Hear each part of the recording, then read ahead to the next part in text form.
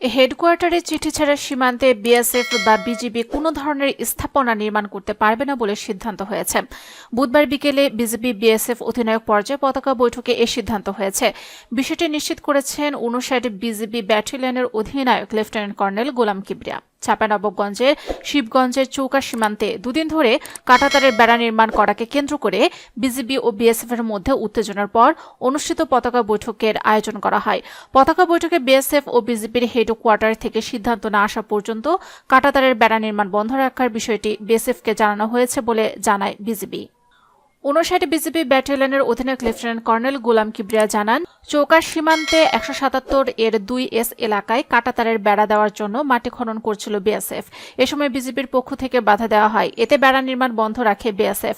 পরে দুপুরে বিজিবির অধিনায়ক পর্যায়ে বিএসএফ এর সঙ্গে পতাকা বৈঠক অনুষ্ঠিত হয়।